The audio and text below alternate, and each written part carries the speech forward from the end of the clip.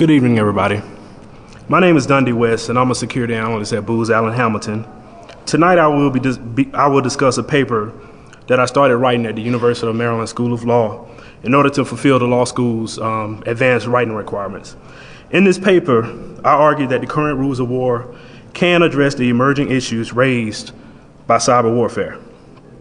Before I begin, just a few quick caveats. First, the views expressed and the opinions expressed in this talk are mine and mine alone. They don't represent the views of Booz Allen Hamilton or any entity of the U.S. government. Secondly, this talk is for general information purposes only and is not intended to be and should not be taken as legal or consultant advice on any matter. My purpose here tonight is just to contribute towards what I think is an important topic and just to contribute to the debate. So what will we talk about tonight? First, I'll give an introduction to computer network operations and the actors that are involved. Secondly, I'll give a survey of the laws that I believe have the largest impact on cyber warfare. I will also give a little bit of brief commentary on some popular issues that I think intensify the cyber warfare debate. And then I'll get to the meat and potatoes of my paper, where I would give 5 reasons why I believe the U.S. should not enter into an international treaty for cyber warfare. Immediately upon taking office and in the midst of the worst economic downturn since the Great Depression, President Obama commissioned a 60-day study to review the plans, programs, and activities related to cybersecurity. And an investigation of recent events show why securing cyberspace has been named a major national security priority of the Obama administration. First, we have all probably heard about the 2008 cyber attack against Georgia or the Estonia cyber war. It is now commonplace for cyber-related events to make the front page of the Wall Street Journal. I have a clip in there.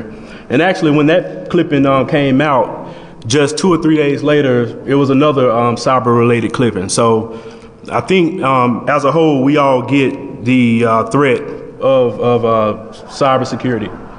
So that was just interesting. But the results of the 60-day study I thought was interesting. They included several near-term and mid-term action plans. One action item recommended that legal analysis be conducted concerning cybersecurity issues.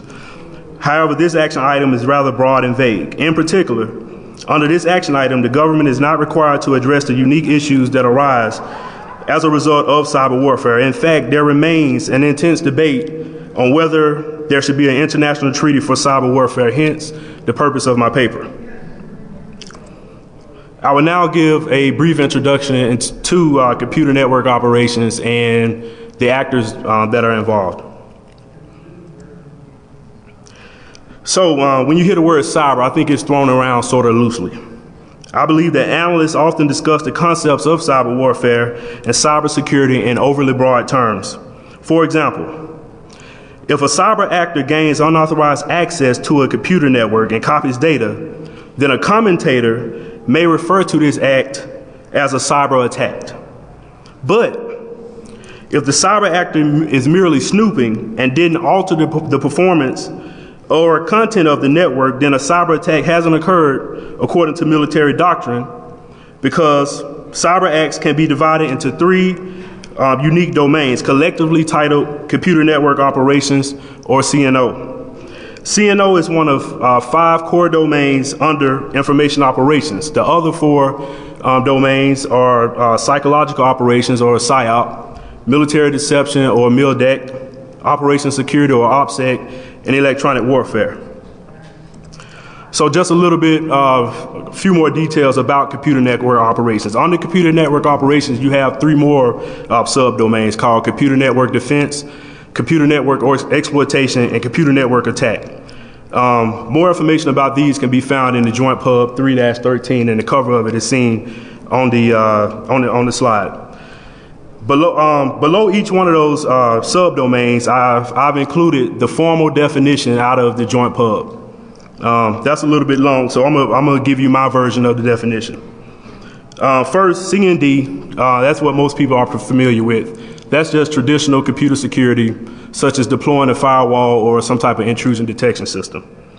CNE, and the lines between CNE and CNA can sometimes be kind of blurry, but a good definition, a good easy to remember definition for CNE to me is that'll be like snooping, and you don't affect the performance or alter any the performance of the network, and you don't alter any data. And then CNA, the way I like to define CNA is that you are negatively affecting the performance or you're altering data of an information system. This paper is mainly concerned with CNA. So from henceforth, when I use the term cyber warfare, that's synonymous with computer network attack. Because again, when we're saying stuff about cybersecurity, that term can be really, really broad, and I want it to be understood that I'm referring to the laws related to computer network attack. So I promised myself that I was going to find a way to talk about Ravens football. I love the Baltimore Ravens. I'm a season ticket holder, a proud season ticket holder. With that said, I have what I call, so I have,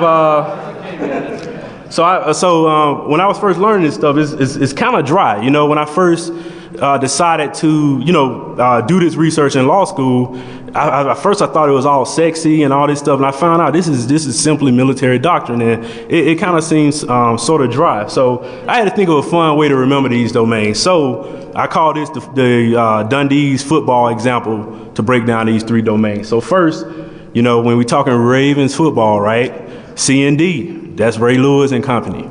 So they're the protectors. C&D, that's pretty straightforward. CNA, that's Joe Flacco, Ray Rice. They're on the attack, ready to score. Now CNE, Dundee, what the world? Like, how can you relate CNE to football? Think real hard. You know who the CNE guys are. They are the guys that are up in the press box, sending down plays, calling in signals. One thing, Peyton Manning, for instance, if you watch Peyton Manning, he's always on the sidelines, and he's looking at pictures while the defense is on the field. Peyton Manning he's always looking at pictures. Those pictures are probably pictures taken from a blimp of plays and formations. He's essentially getting the intel from the press blocks. So that's how I like to remember CND, CNE, and CNA, Dundee's football example. So a similar distinction must be made when we talk about the actors that are involved. For the purposes of this study, I considered two unique scenarios in order to limit the actors involved. First, a nation state versus a nation state. That may be a traditional conflict, a nation going against another nation. Secondly, we have a nation state versus a non-state actor. Now that one is a little bit more interesting, but a good way to remember that one is if you think about what happened post 9/11. Immediately after 9/11, I believe the next day, you had the UN Security Council Resolution number 1368, where basically a nation state was authorized to take action against a non-state actor, which were, terrorists. So for the purpose of this study, not really concerned with international cyber crimes, not concerned with a situation where it's a private hacker going against another private hacker. Another situation is attribution. So if we're going to talk about the scope of cyber actors, a good question is attribution. How do you know who's doing what on the internet? The internet is international. Attribution is a very, very important topic. I think it's probably the most important topic when it comes to cybersecurity. But, for the purpose of this study, I had to leave attribution as a separate and a unique issue. But I plan to include attribution in the future. So now we'll talk about the laws of cyber warfare. So first, here's one interesting thing that I found out when I started this study. The laws of conventional warfare are applicable to the laws of cyber warfare. So to say that is to say, the same laws that govern shooting a missile also governs conducting cyber warfare. So I chose to divide it into two regimes. One, what are the laws pre-hostility, before a actual conflict begins? And what are the laws post-hostility, while a war is ongoing? So that's the way I divided up these laws. So pre-hostilities. The long and short of it is, under UN Charter, under the UN Charter, Article 2.4, there's basically a general prohibition against all uses of force. And I think the UN Charter is pretty clear on that. All uses of force. So how clear is that? Let me give a crazy example. If one nation was to get a soldier to pick up a pebble and throw that pebble towards the embassy of another nation, under the UN Charter Article, and it's a far out example, and I don't know if two nations will actually go to war over a pebble being thrown, but I'm giving this example just to show a point. So a soldier throws a pebble at that UN at that embassy. Technically, the UN Security Council has the authority to sanction that act or to punish that act, to say that act was an unlawful use of force. They more than likely, chances are they won't, but they have that power to say that it was. Now, there is an exception to that general prohibition against uses of force. That exception is under Article 51, is the general right to self-defense.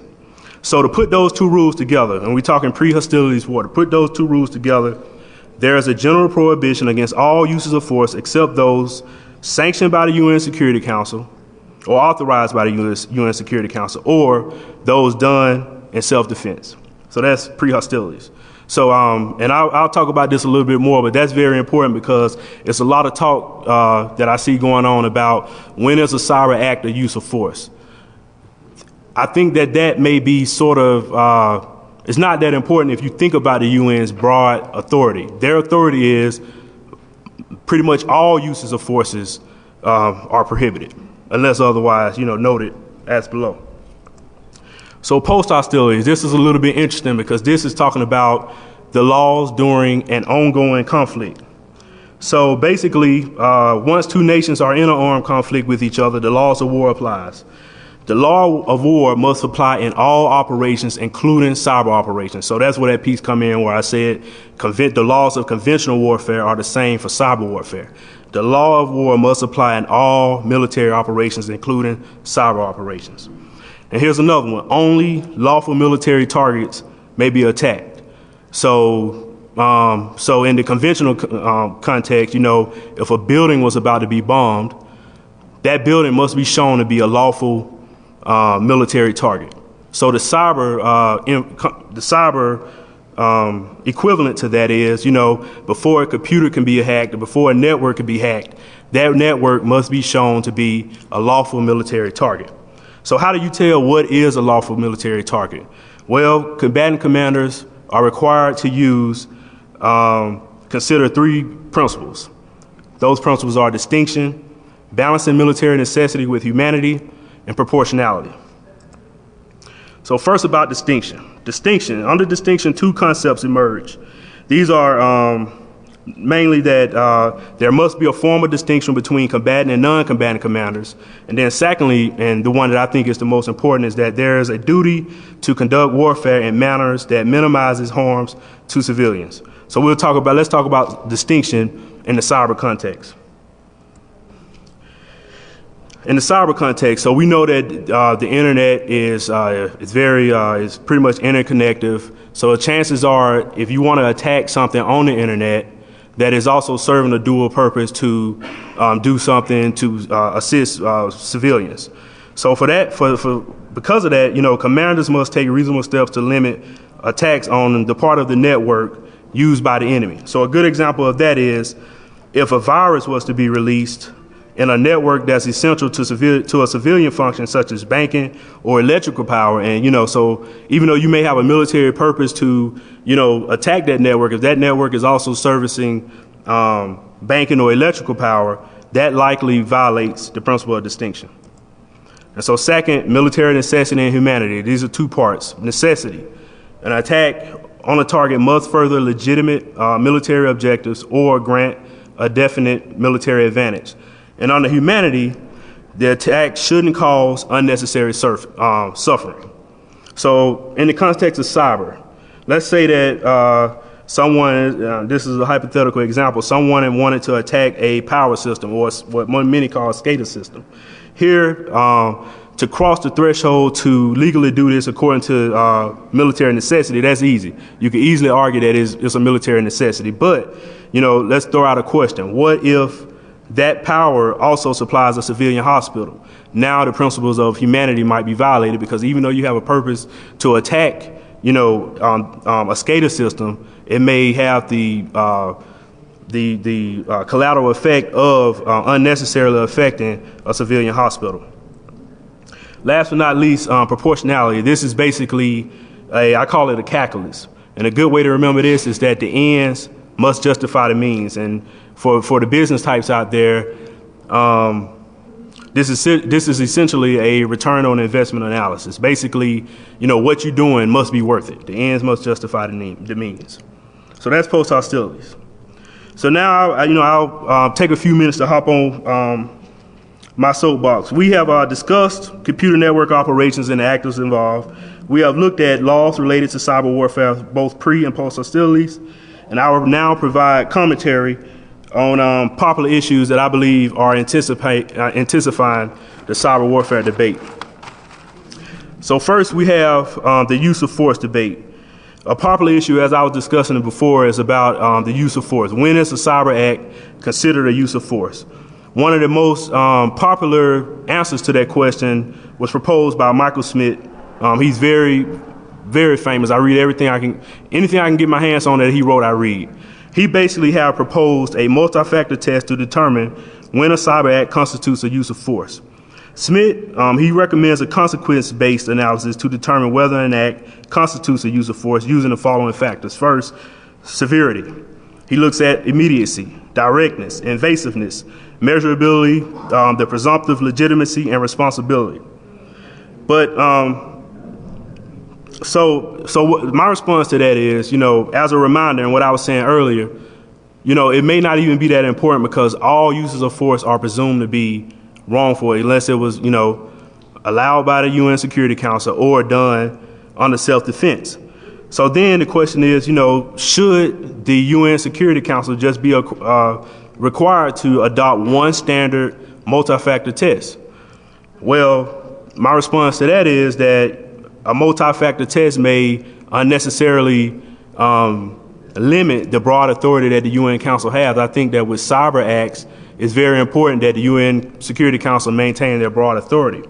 Now, it is one way that a lot of courts, when it comes, when you're making a rule, multi-factor tests are very commonplace in the law. Most of the time when courts want to maintain a broad authority, they may have a list of multi-factors, but that last factor may allow for the court to maintain its broad authority. So, for example, you may have a statute or a law with factor 1, factor 2, factor 3, all the way down to the last factor.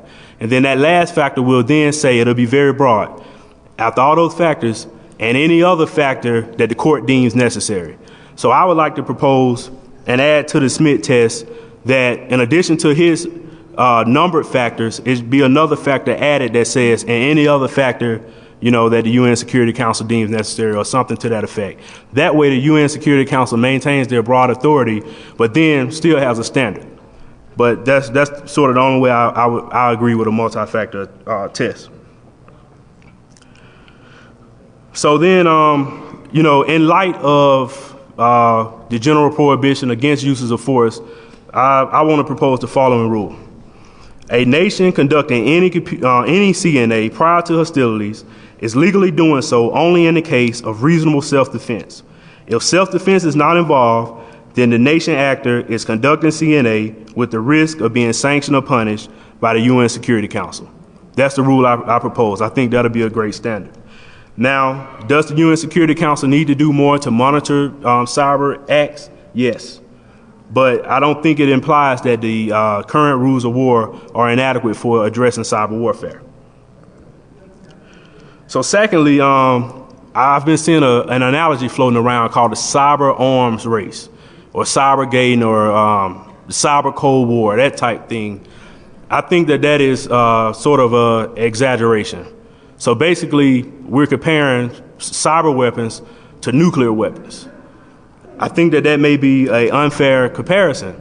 Furthermore, I believe that may give a false sense of urgency of the necessity of creating a cyber treaty. So, when you hear cyber, Cold War, when you hear that, you automatically think about, the dangers of nuclear power, and now all of a sudden you think it's necessary to create a international treaty for cyber warfare, and I think that's a danger of doing that. So then, similar to that though, it's important to know that the cyber threat is real. I don't know if you guys heard of it, but recently there was a debate where, Bruce Snyder came out and he said something that was pretty revolutionary. He believed that, the cyber threat has been grossly exaggerated. Now, Bruce, he has an excellent blog called Threat Chaos. I go to it every day. Bruce is another person that I read. Anything that he writes, I try to read. Bruce Snyder. I'm sorry, Sneer. Sorry. So anything Bruce writes, I try to read. I kind of like track him and stalk him because he's genius. And he's on this LinkedIn group called the Cyber Warfare Forum Initiative that I'm a member of, and I try to look at stuff he's writing and stuff. But he believes, and he strongly believes that the cyber threat has been grossly exaggerated. So my view is that it's very, very, very hard to exaggerate cyber warfare. So, but at the same time, he has a point. So I propose this rule. I have what I call the Fire Marshal Bill test. So how did I come up with this test? Basically, I think that cyber is the new fire. So fire safety, fire awareness is so important that it's ingrained everywhere. If you look over there, there's an exit sign, for fire safety. If you were to see a commercial on TV that said, don't forget to change your batteries to your smoke detector, you wouldn't say, hey, what the hell? Why are they saying, why are they reminding me that? They're exaggerating the danger of fire. You would think, man, I do need to change my batteries. I believe that cyber needs to become the new fire. We need to really, really be conscious of the threats of cyber, and we need to become cyber conscious. So if someone was to come up to you and say something about fire, you wouldn't accuse that person of grossly exaggerating, and I don't think that we should accuse people of grossly exaggerating cyber threats. So again, I propose the Fire Marshal Bill test. How do you know when someone is exaggerating a cyber threat? How do you know that? Well, it takes real, gross exaggeration, and let me show it to you.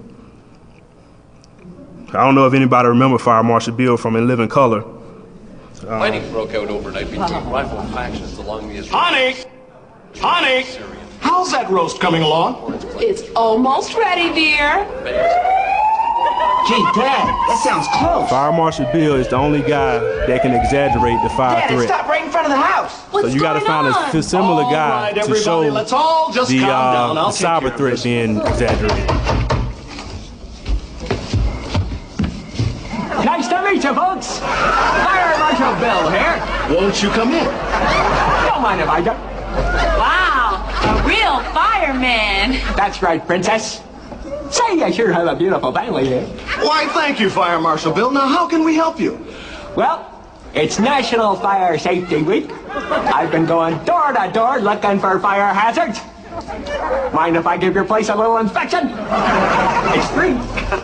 Please do. Son, does your father always smoke a pipe? Yes, sir. Pipes, cigarettes, #1 cause of domestic fires. Let me show you something. Certainly. Now, say one night you're drifting off to sleep on the couch and the pipe falls out of your hand like that. Now you start dreaming that you're having a little barbecue, you pull out a can of lighter fluid. Boom!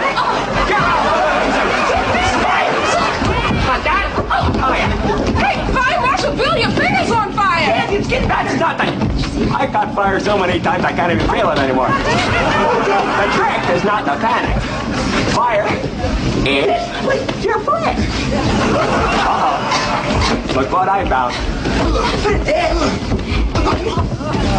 Down at the station, we like to call this an octopus. Let me show you something. Pulleys up, it becomes an exposed electrical outlet. Let's just say it's after dinner, you've got a fork in your hand, somebody says, hey, I got the leggies. Where?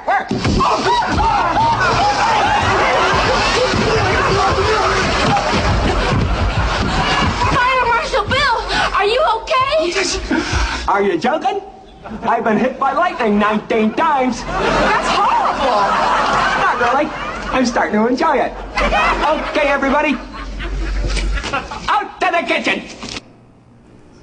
Okay, what an idiot, right? So, hold on, let me get my slide back. So I show that example, just to say this. To me, it is very, very hard to exaggerate the threat of cyber. It's very hard to exaggerate that. I think that Bruce may have had that wrong. Again, I believe that cyber is the new fire. We gotta take it serious. So but it is a time that you need to throw the flag, right? When it is being grossly exaggerated. So when you want to throw that flag, to say someone is grossly exaggerating the cyber threat, think about that Dundee's Fire Marshal Bill test. If that person is not, doing, exaggerating stuff and being an idiot like Fire Marshal Bill, don't throw the flag. The cyber threat is real. So now I will get to the meat and potatoes of my study. I'll come off my soapbox, get to the meat and potatoes of it. I'll now give 5 arguments why I believe creating a distinct body or international treaty for cyber warfare. I'll now give 5 arguments why I believe we should not create a distinct body or international law or international treaty for cyber warfare. First, I've already shown that the current rules of war can address it. So that's reason number 1. The current rules already can address the rules of cyber warfare. Reason number 2, fields of law are seldom demarcated by technology. I want to point to the Sommer argument that was proffered by Joseph Sommer. Basically, he argued against the creation of a distinct body of cyber law. He asserted that cyber law is not a body of law in and of itself, as technologies generally do not define bodies of law. Also, he thought that it was dangerous to consider cyber law as its own body of law, and that to do so would lead to the development of bad law. Sommer highlighted the fact that there was never a law of the steam engine, despite its role in technology. So similarly, I kind of took that Sommer argument and looked at it from a warfare standpoint and built on it. Basically, Sommer was like, it was if you look at old stuff that revolutionized society, like the car, the steam engine, the train, it was no such thing as train law. So why should we now all of a sudden come out with cyber law? He thought that it was dangerous. I think that that's very relevant to whether or not it should be an international law for cyber warfare. Now, if you look at that list right there, I have some very, very interesting treaties listed. Check that one out. The law of equestrian warfare, horse law. At some point during warfare, it was pretty revolutionary to use horses. It was pretty revolutionary to do that. So looking at the Sommer argument, believe it or not, some of those are real and some of those are actually false. But before I talk about which ones were false, I want to point to that mask right there. It's from my favorite movie, 300. Those were the immortals in one of the legendary battles in 300. If you think about it, back then, that mask was a serious technology. That was something that assisted warfare. It probably fell under the domain of psychological operations, but that was pretty serious. So, imagine it being like the year BC or whenever 300 was supposed to have taken place. And you show up to fight, you and, Leonidas and the rest of the 300. You got to say his name like that, Leonidas. Imagine, you show up and all of a sudden, you see that, that mask. That's very intimidating. That's a psychological effect. So technically, they could have came out with a law that basically bans the use of or bans the imitation of paranormal activity. That's similar to what we're trying to do now. If we come out with a law about cyber warfare, that's no different than back in the days of Leonidas. That's no different from coming out with a law trying to regulate the use of masks or intimidating paranormal activity. What about when bows and arrows and spears and shields first started to be used? I would imagine that it was a day and time where we fought war with just fists, right? But when someone came out with the spear or the bow and arrow, that was revolutionary. So, looking back on it, should there have been an international treaty on bows and arrows and shields?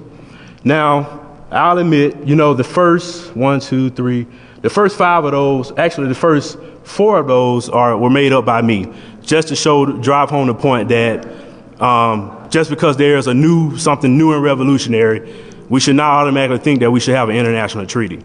But believe it or not, the last 5 of those were real. Upon the first use of aircraft in warfare, there was a treaty drafted to address aerial warfare. That treaty basically was typed up, signed, never to be seen again. Also, there was a use, when it was some discussion about scientists wanting to, modify the environment, create hurricanes to support warfare. That was a real treaty, never went anywhere. It was also a treaty about X-rays, when we started coming out with X-ray technology. They thought that was dangerous, that was new and exciting. Came out with a treaty for that, went nowhere. And last but not least, the similar thing with banning the use of blinding lasers, we came out with that. So I guess my point in showing that is we gotta remember history. Just because something is new, sexy, and exciting doesn't mean we gotta automatically think that we have to enter into an international treaty for it. So, we gotta think ahead, 2,000 years from now, it'll be a new kid on the block. And right now it's cyber. So basically, we got to recognize the power of the current, rules of war. We got to recognize that they apply, they adequately address cyber technologies, and we got to go with that instead of having a knee-jerk reaction and coming up with an international treaty. Next, I believe that an unintended consequence of a cyber warfare treaty is that it may pose an undue limitation on a primarily non-lethal strategic deterrence. Despite the many doomsday scenarios such as a nuclear power plant being hacked and causing a nuclear explosion, I believe that a cyber Katrina is unlikely. In fact, I believe that cyber warfare is unlikely to ever even cause the loss of human life. It could be argued that cyber warfare is a primarily non-lethal strategic deterrent. So my purpose in this reason for not having an international treaty for cyber warfare is to say that maybe cyber weapons may be the greater of two evils. Do you want a missile dropping on a building, possibly killing thousands of people, or do you want maybe an internet outage for a limited period of time? I think that cyber is a non-lethal deterrent. Because of that, I think that if we have an international treaty on cyber warfare, it may pose an undue limitation on what I believe is a non-lethal deterrent for the most part. So I think that's very important, is to recognize that cyber is non-lethal and we shouldn't put a limitation on it. So not last, but this one is also very important. If we come out with an international treaty for cyber warfare, who will comply? Who's likely to comply? Right now, those people right there, terrorists, extremists, those are the main enemies. They don't even abide by regular rule of law, let alone a rule for cyber warfare. So before we, enter into an international treaty for cyber warfare, it's important to ask, are our real enemies likely to comply? Probably not. Those guys don't want to hear anything about a cyber treaty or a cyber law. They don't abide by regular law. And last but not least, I believe that the rate of technology will outpace the ability for an international cyber regime to produce responsive policy. While the flexibility allotted by the UN Charter is able to absorb technological advances. I say that to say this, so let's say right now we set out to create this international treaty for cyber warfare. 6 months later, or a year, or maybe even 5 years later, we come out with a treaty. By that time, technology would have revolutionized again.